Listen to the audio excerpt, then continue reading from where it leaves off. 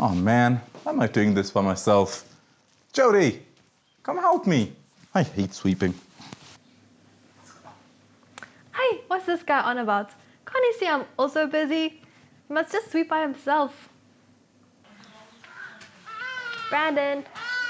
Oh, you came to help me. No, I'm also busy working. You sitting on the laptop. I'm busy editing our videos. And that's work? It's God's work, Brands. Come, let me teach you a bit about this work thing. Oh, I see why you like working here. It's so comfy on this big nice couch while I'm out there standing in the sun. No, all work has its challenges, but I get that working is frustrating and tiring sometimes.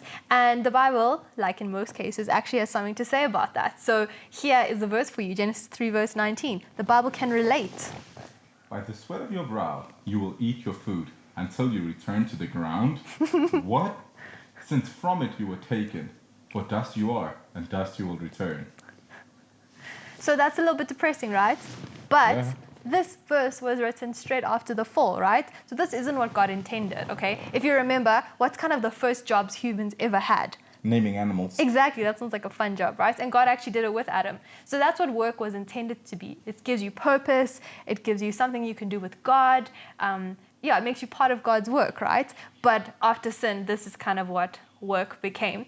But work is still a good thing, right? Who was the wisest man who ever lived?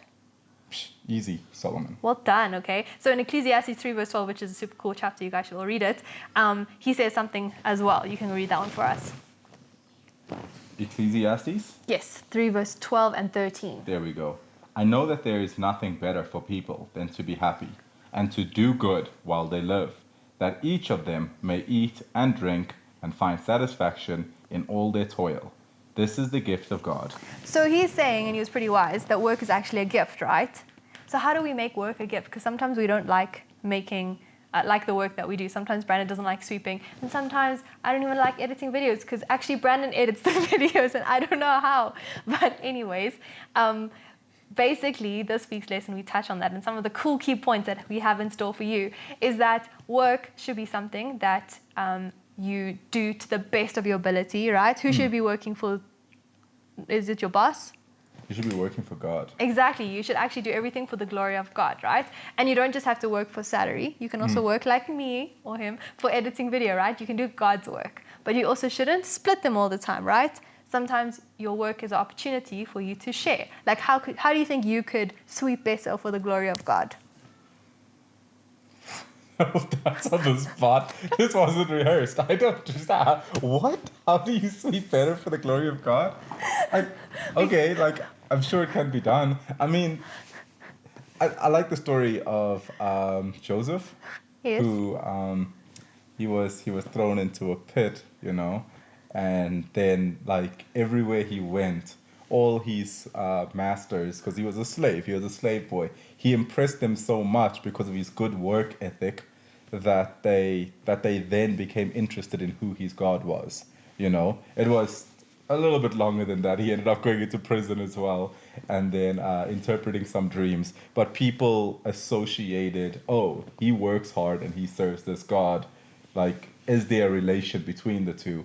And in Joseph's case, there was, like he felt it dishonest to not give your all when someone is employing you. So people get a positive association with your religion and the God you serve based upon the way you serve them.